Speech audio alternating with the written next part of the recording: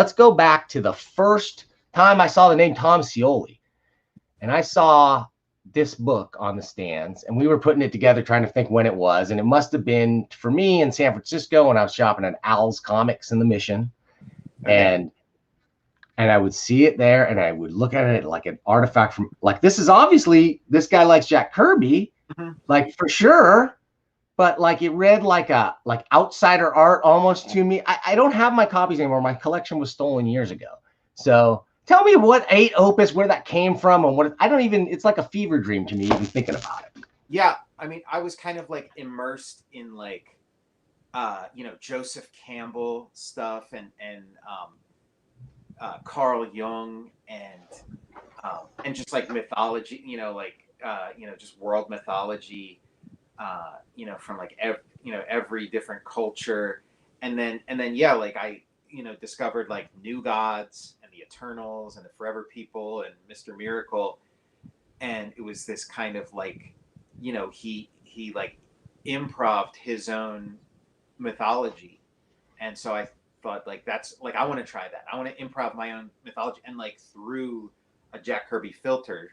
So like, yeah, you know, just create something, you know, completely new out of like all these, you know, bits and pieces and, you know, just kind of, you know, let it flow and let it be what it was going to be. But it was like my sort of like discovery and like infatuation with the work of Kirby was relatively recent. Cause I mean, like I said, I just knew Stan Lee. I didn't connect, you know, that like Jack Kirby was such a driving force for this stuff until, you know, a number of years later. And then once I did, then I started checking out all the Jack Kirby stuff. Because like when you read a comic like that Thor comic and you're like, wow, I really like this. I really like Marvel Comics. Let me read more. And then you just don't even know where to get, like that. It's such a big, you know, right. Where do you go next? But when you can, you know, narrow it down to like, oh, I really like Jack Kirby comics, then that gives you like a little more of like a roadmap. The thing I didn't realize, and I probably should have, I've read enough stuff about Kirby, I never realized his plan was to have Ragnarok and that turn into the New Gods. Like, how awesome would that? Like, yeah, I want to see that story for sure. Yeah, he did. Like, you can see how he like he just wants to keep creating new things, and he kind of gets bored with like a status quo, and so like, yeah, he really wanted to do what's become like almost like commonplace in comics now, of like the big event where everybody dies and then you start a new thing, except like it wasn't going to be starting a new thing that's really just the old thing again. Right. And then you bring back the old thing. Like he was going to, yeah, like pass the torch to a new generation and yeah, start from scratch. And you know, from what we can tell, it seems like, you know, Galactus was going to be part of it. Possibly Galactus, like Ragnarok was going to incorporate Galactus was going to like eat Asgard or something, you know, like it was going to be epic.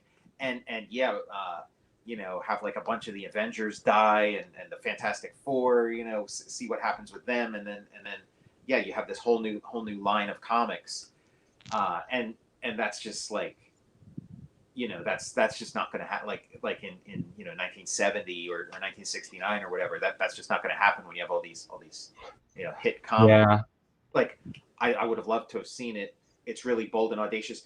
And if I mean, from my point of view, you know, there were like a number of stagnant years in sort of like the late 60s and early 70s. Where like this sort of thing would have been awesome, like it would have been very well. Oh my gosh!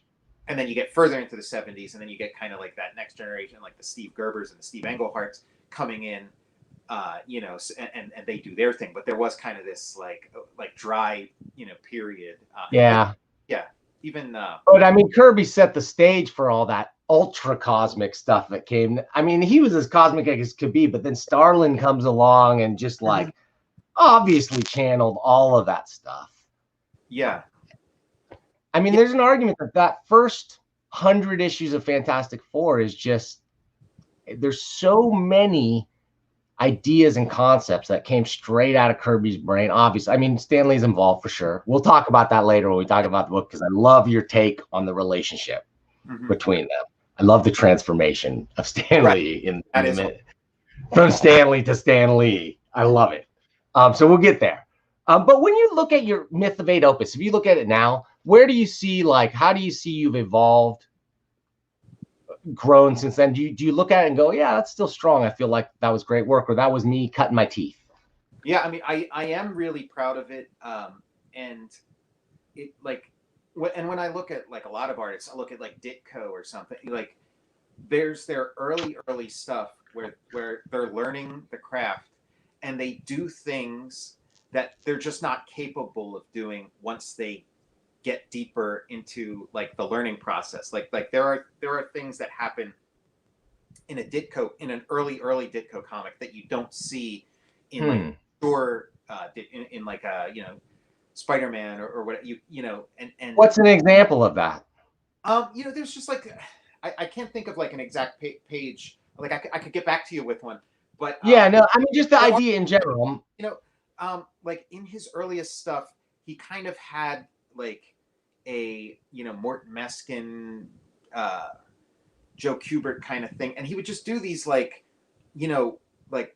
weird panels, like panel shapes, or like rendering like just like junk or background detail that just isn't what we think of as Ditko, but isn't anything else. Like it's just really interesting. So like anyway, that's like a long way of saying like I like seeing things like that when I look at like my old work. I see things of like, oh wow, I don't do that anymore, and that's kind of cool. Like that thing that I did there was kind of cool, and I don't know that it would occur to me to do something like that now. So like I appreciate it that way.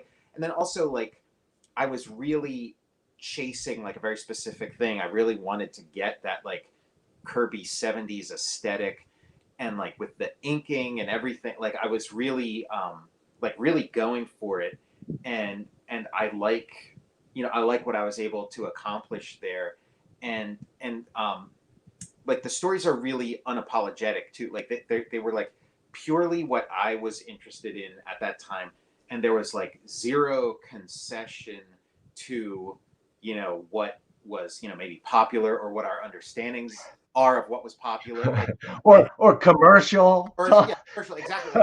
Like and man, like I have the highest respect for that, and because those things are a consideration, like as much as right now you got mouths to feed or whatever. I don't know what your situation is, but you want your work to succeed in a marketplace, and so so it's just like all those things. Like I really like it. I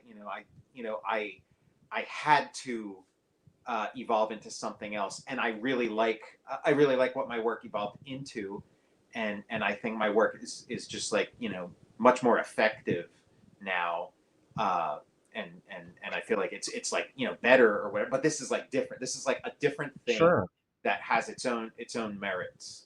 Yeah. And I really like looking at early works of cartoons. There's a lot of cartoons like that I love their modern work. There's no doubt you see a tremendous progression in their skill level. But you go back to that early stuff and you just go, there's a charm to it. A naivety. Yeah. I mean, to me, Matt Wagner, I'm in my best Kevin matchstick. I cut my hair this way, by the way. It's not.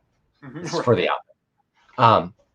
But I look at that early work and I love Matt Wagner. I love everything he's done since. He's only gotten better as an artist. But I look at that early stuff and there's just something about it that's so charming and pulls me back to the earliest Mage, for instance, again and again. Where I like the later ones, but the early ones, just something that pulls me back. Same with Joe Matt. I love what he does now, but I look at those early one-page strips and I just I eat that stuff up.